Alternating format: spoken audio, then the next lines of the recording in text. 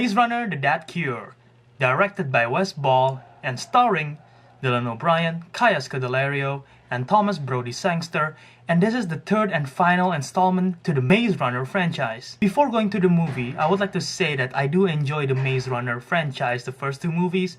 In my opinion, the first one is the better one out of the two, and so going to the third one, I didn't have that much high of an expectation because I didn't love the franchise, but I do certainly enjoy it more than the likes of the Divergent trilogy. This movie, I was expecting not much from it, and what I get is pretty much like a guilty pleasure action flick. The first thing I would like to point out is that this movie is 2 hours and 30 minutes long, and it might sound long, but in my personal opinion, it doesn't feel that long to me. It feels like it goes through pretty fast. The pacing is quite decent. There are maybe some slow moments, but for the overall part, the movie flows on pretty fast. It have an adventure sense to it, but mostly it have a very well-directed action sequence.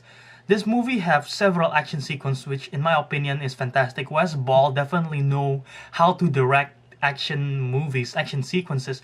You can tell from the first movie, then to the second movie, and now the third movie, all the same director. And lots of the action sequence in the Maze Runner franchise really look cool. The cinematography looks great.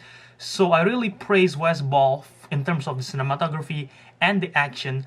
And that is something that I like to take away from this movie that I really find enjoyable. The performance in this movie is great. The cast is fantastic. Dylan O'Brien is becoming one of the best up-and-coming star. Maybe it's just me, but I sort of see him maybe eventually like a potential action star like Tom Cruise going to the future, because he really have acting chops. He's a great actor, and he can really do action. And not only that, a Thomas Brody Sangster, who plays Newt, his best friend, his performance really great too. Kaya Scodelario playing Teresa was also great.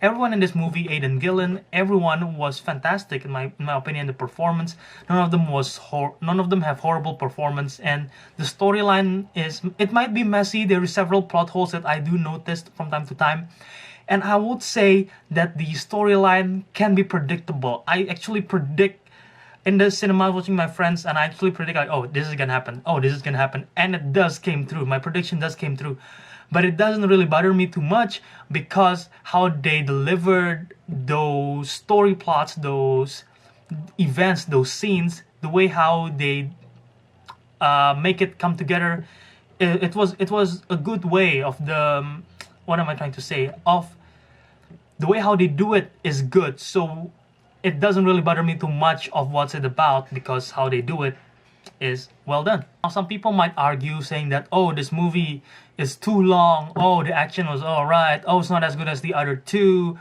oh, there's so many plot holes, and that can be said to be true because as I was walking out of the cinema talking with my friend who sadly cannot be here because I really want his opinion to be in this video right now, but he told me that he thinks that the movie is too long and there is so many plot holes that bothers him. His opinion is fair to be said, because there is a lot of plot holes in this movie, I would give you that. And for the storyline, it is quite a bit convoluted. There is several storylines going on at the same time, and it is quite messy at times, but as an overall cinematic experience, it's quite enjoyable. Now, is it the worst movie of all time? Definitely not. Is it the best?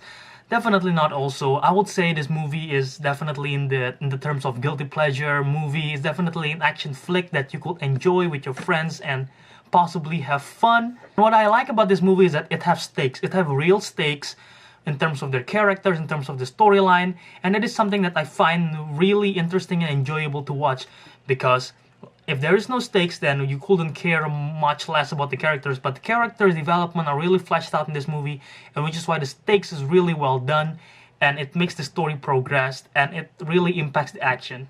Overall, this movie is not too good, it's not too bad. It's definitely an action flick that you could enjoy with your friends, like I said, munching popcorn all throughout the whole movie. In my opinion, this is the best one out of the Maze Runner trilogy. The first one being the second, and the second one being the worst, in my opinion. And like I said, great action, good stakes, great performances, good directing, and the development of the characters I really find interesting despite the messy storyline. And with that, I would give Maze Runner: The Dead Cure a 7.2. Now guys, have you seen this movie? Have you not? Tell me in the comment section below if you're interested to watch this movie or not. And if you've seen the other Maze Runner movies, which one is your favorite? I want to hear it in the comment section below. Don't forget to follow me on social media at JAUradharma if you want to see more of my thoughts, because I'll be definitely posting it there. Like this video and subscribe if you definitely want to see more. And share this video with your friends.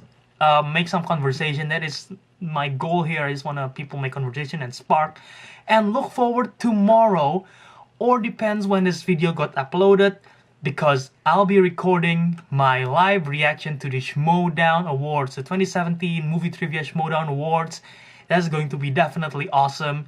And the earliest that it will air is definitely Friday night. I have no idea, but it's the awards itself is airing Friday tomorrow. Definitely check it out. And yeah, look forward for my reaction. So subscribe, like this video, and until next time, ciao out.